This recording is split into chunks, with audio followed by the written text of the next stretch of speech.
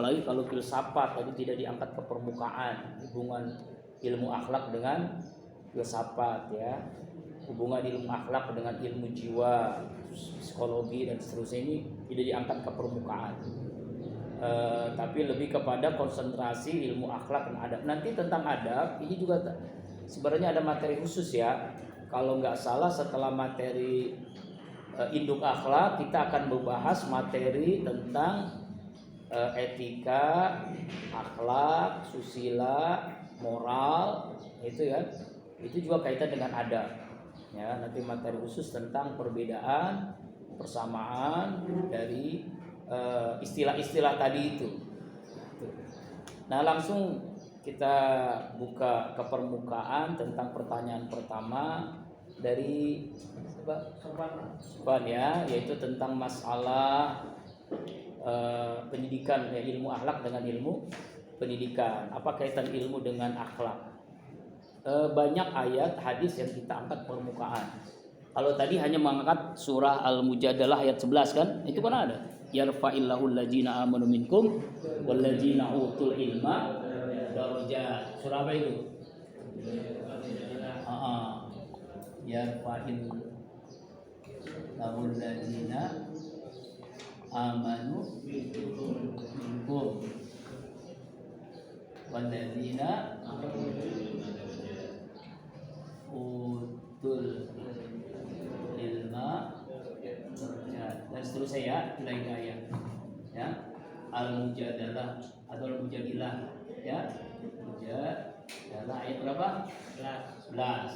Nah, kalimat di sini kan Allah mengangkat derajat orang yang beriman dan orang yang utul ilma, orang yang diberi ilmu ya, beriman dan ilmu. Nah, ini sebenarnya hubungan akhlak dan iman, ilmu tauhid ya.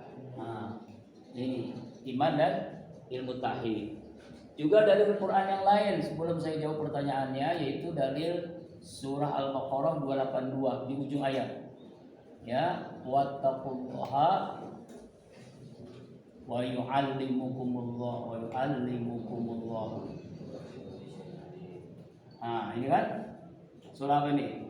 Al-Baqarah 282. Nah, di ujung ayat ya, di ujungnya. Wattaqullaha wa yu'allimukumullah. Bertakwalah kalian kepada Allah, Allah akan memberikan ilmu. Jadi takwa dan ilmu. Nah, ini. Nah, apa? Orang yang berilmu ya. Jadi ini diantara dua ayat yang saling berkaitan antara ilmu pendidikan dengan ilmu akhlak. Ya, bahkan dalam sebuah hadis, Rasulullah bersabda, hadis manis dada ilman, manis dada ilman, manis dada ilman ya, manis ilman walam yasdad hudan, walam yasdad hudan. Pernah dengar? Lam yasdad minallahi ila. Dan seperti ini, dalil-dalil ini maksud saya harus disampaikan ke pemakalah. Jadi makalah itu harus menyampaikan ayat dan hadis gitu ya, baik di tulisannya ataupun di ketika diskusinya. Apa ini artinya? Siapa orang yang bertambah ilmu tapi tidak bertambah petunjuk Allah, tidak bertambah hidayah Allah, lam yasdad, maka dia bukan makin dekat dengan Allah, kecuali makin jauh dari Allah. Artinya seseorang ilmu bertambah tapi tidak bertambah hidayah, dia bukan makin dekat tapi makin jauh. Makanya ilmu bukan untuk ilmu bukan untuk ilmu, tapi ilmu untuk akhlak. Nah, ini penting nih, ilmu untuk akhlak. Ilmu bukan untuk ilmu. Banyak orang ahli tafsir, ahli hadis, ahli fikih, ahli hukum keluarga Islam, ahli pendidikan, tapi tidak berakhlak. Negeri kita ini enggak kekurangan orang yang pinter, tapi kekurangan orang yang benar. Ya, korupsi itu bisa dilakukan di level manapun, termasuk kiai, ajengan, ustadz pun bisa jadi korupsi kalau dia sudah duduk di menjadi anggota DPR, menteri, ataupun dia punya pesantren pun bisa korupsi. Ya, kenapa bisa terjadi? Ya karena akhlak. Ya, jadi inilah pentingnya ya kita mesti berakhlak itu adalah awal. Tadi disampaikan oleh pemakalah ya, adab itu kedudukannya lebih tinggi dari akhlak. Makanya ada kalau di pesantren-pesantren di Indonesia Salafi itu ada namanya Ta'limul Muta'alim, ajar nuji. Itu karya ulama yang luar biasa mazhab Imam Hanafi. Beliau menulis buku namanya Ta'limul Muta'alim. Nah, di pesantren Salafi pasti di sini juga dipelajari. Ya, itu kenapa? Supaya santri lulusan pesantren harus bisa berakhlak. Ya, berakhlak kepada guru, berakhlak kepada orang tua, berakhlak kepada sesama, bahkan berakhlak kepada binatang. Jadi ilmu tanpa dasar akhlak itu nol besar di hadapan Allah. Makanya pentingnya wattaqullaha wa yu'allimukumullah. Bertakwalah kalian kepada Allah, maka Allah akan memberikan ilmu kepada kalian. Justru ilmu itu akan didapati kalau kita sungguh-sungguh bertakwa. Bagaimana Allah berikan ilmu kalau kita nggak bertakwa? Makanya ada ilmu yang nafi, ilmu bermanfaat, ada ilmu yang tidak bermanfaat. Ya, kenapa tidak bermanfaat? Dia tinggi ilmu akidahnya, ilmu tafsirnya, ilmu nahwu sorobnya, ilmu balaghahnya, tapi kok kepada gurunya sikapnya, kepada sesama, kepada orang tua. Ini berarti kan tidak beradab, tidak berakhlak. Ya, itulah pentingnya kita harus memahami secara komprehensif. Ya, ini kan pelajaran mata kuliah ini sebenarnya ya, apalagi pokok bahasan kita, apa sih hubungan ilmu akhlak dengan ilmu tasawuf, ilmu akhlak dengan ilmu pendidikan, ilmu akhlak dengan ilmu tauhid. Itu saking erat kaitan nggak bisa dipisah-pisahkan. Yang pernah kemarin atau minggu yang lalu saya bahas bahwasanya seperti pohon itu kan ada akar, ada batang, ada buah. Akarnya kuat, akidahnya mantap, batangnya pun ibadahnya akan khusyuk, akhlaknya, buahnya akan mulia. Tapi ketika seseorang menanam pohon, akarnya aja sudah rapuh, bagaimana bisa berbuah? Batangnya pun otomatis tidak akan bisa tumbuh. Itulah orang yang berakhlak itu hubungannya sangat erat kaitan dengan ilmu tauhid. Tauhid ini adalah ilmu usuluddin. Nah, kaitan ilmu akhlak dengan ilmu tasawuf apa? Ini pertanyaan yang kedua ya. Itu makanya dalam ilmu tasawuf itu kita akan mempelajari ada 3 hal untuk mendekati Allah, untuk berakhlak. Ada namanya takhalli, ada namanya tahalli, ada namanya tajalli. Takhalli, tahalli dan tajalli. Takhalli artinya mengosongkan diri dari akhlak yang buruk. Tahalli mengisi dengan akhlak yang mulia. Ya, lalu tajalli ya, yaitu dekat dengan Allah karena sudah melalui tahapan-tahapan ini. Tahalli mengosongkan diri dari akhlak yang buruk, Nah, ini takhalli namanya. Setelah itu masuk tahapan takhalli. Takhalli. Setelah itu tahalli, mengisi dengan akhlak yang mulia, Yang ketiga baru tajalli, dekat dengan Allah, merasakan dekat dengan Allah dimanapun dia berada, di rumah, di jalan, di kantor, di pasar, di kampus, dimanapun dia selalu bersama Allah, ma'iyatullah. Kenapa? Karena dia sudah melalui tahapan-tahapan tadi. Ya, itulah kaitan erat ilmu akhlak dengan ilmu tasawuf, diantaranya ini. Kosongkan dari akhlak yang buruk. Makanya ittaqullah mastata'tum itu perintah Allah. Ya, kalau bertakwalah, kalau khotib kan hari Jumat sering begini kan, sungguh-sungguh kalian bertakwa kepada Allah, ya kan ya? Ya, jalani perintah Allah, jauhi larangan Allah. Kalau perintah Allah itu sesuai kemampuan, Tapi kalau perintah Allah itu sesuai kemampuan, tapi kalau larangan Allah itu harus ditinggalkan sungguh-sungguh seluruhnya. Jadi nggak bisa begini. Kan ini cuma pegangan tangan, bukan berzina. Memang diawali dari itu. Tatapan, pegangan, pelukan, akhirnya tabrakan. Namanya tabrakan mobil sama mobil, penyoknya. Kalau manusia dengan manusia, penyoknya. Nah, itulah. Beda kan? Kenapa bisa begitu? Karena ya kita belum mengosongkan diri dari akhlak yang buruk. Ya, karena setan itu begitu pinternya menggodain kita. Ya kan? Ini mah cuma berduaan, cuma pegangan. Awalnya kan lama-lama ya, kemaksiatan itu bukan hanya karena niat, tapi juga karena kesempatan. Waspadalah, kata Bang Nabi. Allahu Akbar. Bagaimana Nabi Yusuf digoda oleh tante Julaiha yang cantiknya luar biasa, istri seorang raja, nggak ada orang berduaan, pakai pakaian transparan, digoda lah Nabi Yusuf alaihissalam. Nabi Yusuf laki-laki dong, pasti dong pengen. Julaiha apalagi sama-sama pengen, tapi karena takutnya dengan siksa Allah, ingin mengharap ridho Allah, surga Allah, Nabi Yusuf pun menghindar dari tante Julaiha. Coba ya mahasiswa HKI ya digoda oleh seorang wanita cantik, anggota DPRD misalnya, berduaan di kamar, apa yang terjadi?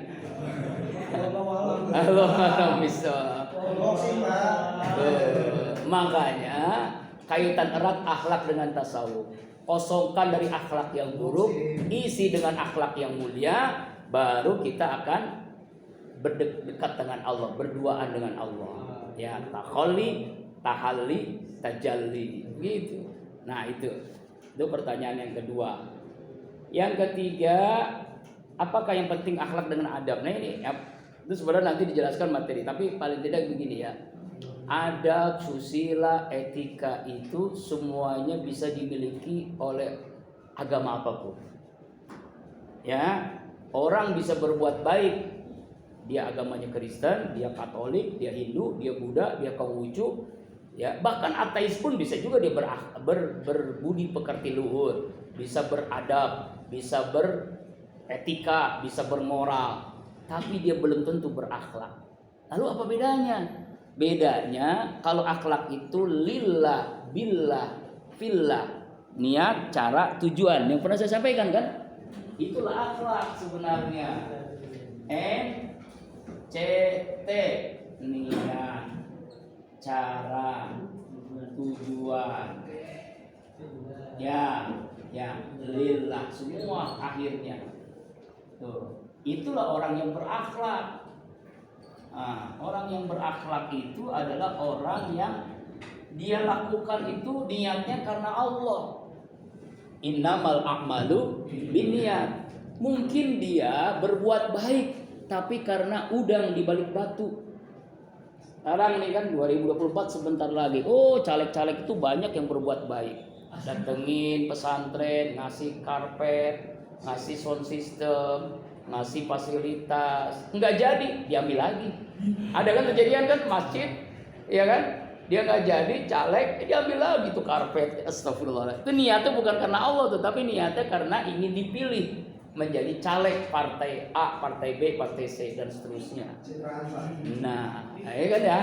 Itu bukan berakhlak, itu beradab atau beretika atau bermoral.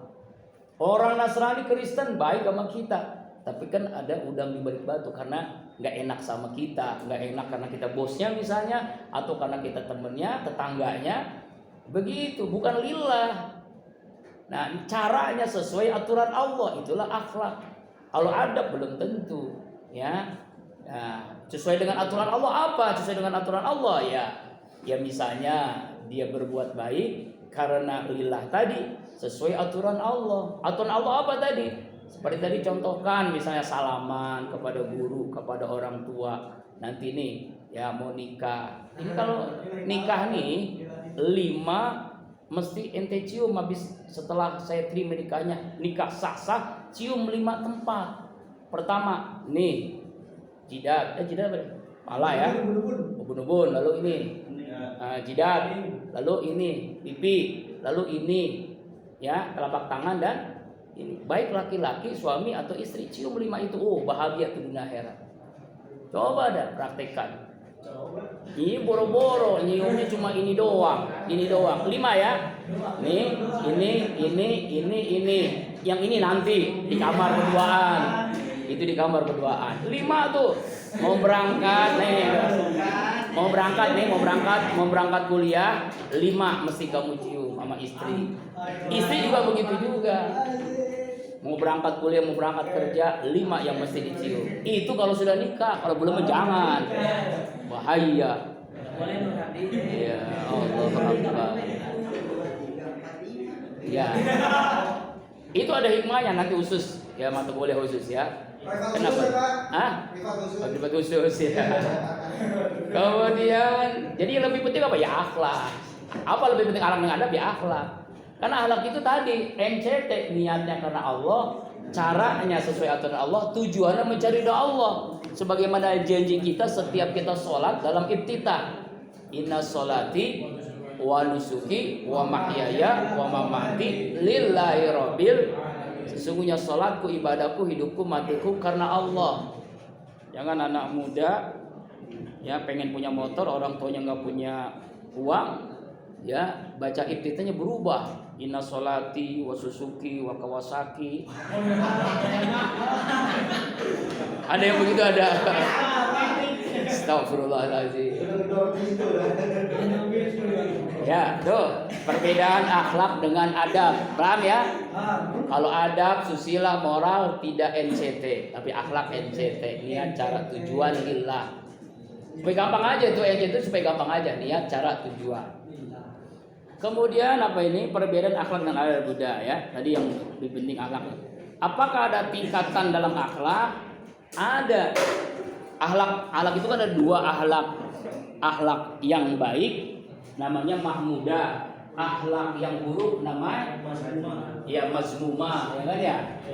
Itu kan ada 2 nih akhlak. Nah, akhlak ya mahmudah, mazmumah. Nah, mahmudah ini ada 3 lagi tingkatannya. Tingkatannya ada 3. Yang paling rendah namanya hasanah. Yang kedua namanya kalimah. Udah pernah ya? Yang ketiga namanya azimah. Ya, azimah. Ya, hasanah baik. Karimah mulia, azimah agung. Ini akhlak terpuji nih. Ya. Apa bedanya hasanah karimah dengan azimah? Hasanah itu orang berbuat baik, kita balas dengan berbuat baik kepadanya. Kita baru nikah, lalu ada yang ngucapin selamat, pasti dong kita kasih makan. Itu kan ya?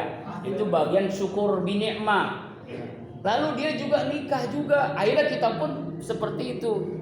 Kita kondangan 100.000, dia pun mulangin 100.000. Itu 50, itu sama, itu namanya hasanah baik. Kira-kira gitu, paham ya? Itu orang berbuat baik, kita balas dengan kebaikan yang sama, itu hasanah. Kalau karimah mulia, orang berbuat buruk, kita husnuzon baik sangka kepadanya, tidak membalasnya, ya, bahkan doakannya. Misalnya ada tetangga kepada kita yang sering hasut kepada kita, bahkan teman kampus satu kelas, ya kita sering digibahi, dibuka aib kita, dijelek-jelekin sama orang lain gitu ya. Kita tahu tuh dia menjelekin kita itu orangnya tahu, tapi karena kita belajar akhlak, kita tidak membalasnya, kita doakan husnuzon baik sangka, semoga Allah ampuni dosanya. Itu namanya karimah mulia. Kira-kira bisa nggak tuh? Ini udah meningkat tuh. Ini teorinya begitu. Yang terakhir yang paling hebat azimah. Ini levelnya udah sulit ini mah. Ini nabi ini mah. Rasulullah SAW. Ya, beliau setiap sholat ada orang Yahudi yang menghina, yang mengejek, bahkan meludahi wajahnya yang mulia. Ya, seringkali dilempari batu, dihina, diejek Rasulullah SAW. Suatu saat pada suatu hari enggak ada yang menghina, enggak ada yang ngejek, enggak ada yang meludahi wajahnya. Lalu Rasulullah bertanya kepada orang-orang sekitar yang lewat situ, mana orang yang menghina, mengejek, meludahi wajah saya? Ya Rasulullah, orang itu sakit. Sakit? Iya. Apa yang dengan Rasulullah? Dia ke rumahnya, dia datang menjenguk orang yang Yahudi tadi, dia doakan, dia obatin. Lalu orang Yahudi itu ngomong, ya Muhammad, karena dia belum masuk Islam, manggilnya begitu kan? Setiap hari kamu lewat jalan sini, saya hina, saya caci maki, bahkan saya ludahi wajahmu yang mulia. Ketika saya sakit, engkaulah yang pertama kali menjenguk saya. Ketika saya sakit, engkaulah yang pertama kali mendoakan saya. Ketika saya sakit, engkaulah yang pertama kali mengobati sakit saya. Mulai saat ini ya Rasulullah, asyhadu an la ilaha illallah wa asyhadu anna Muhammadar Rasulullah. Tuh, itu namanya azimah, sehingga Allah pun menyampaikan dalam surah Al-Qalam ayat 3 kalau enggak salah ayat 4. Wa innaka la'ala khuluqin azim. Engkau Muhammad akhlakmu sangat azim, agung. Bukan hanya baik, bukan hanya mulia, tapi agung. Jadi kedudukan akhlak yang tertinggi itu. Masya Allah. Kita mau berangkat kuliah, ada yang menghina. Oh, kuliah di Al-Karimiyah, buat apa lu? Kita dihina, diejek. Lalu bahkan sempat meludahi wajah saya. Kira-kira ente itu kalau digituin sama orang diapain tuh? Ayo. Dia sakit, ente apain? Mampus doain. Saya masih doain, Pak. Berat. Itu memang susah. Itulah yang ditanya tadi, tingkatan akhlak. Akhlak baik, akhlak mulia, akhlak agung. Itu akhlak terpuji semuanya. Ya. Mudah-mudahan dengan belajar ilmu akhlak ini kita semua diberikan kemampuan untuk berakhlak yang minimal hasanah. Kalau mulia juga susah, levelnya udah susah, apalagi sampai levelnya azimah, itu lebih berat lagi. Ya, itu apa? Yang pertanyaan apakah ada tingkatan dalam ilmu akhlak? Wallahu a'lam bishawab. Sebelum saya tutup ada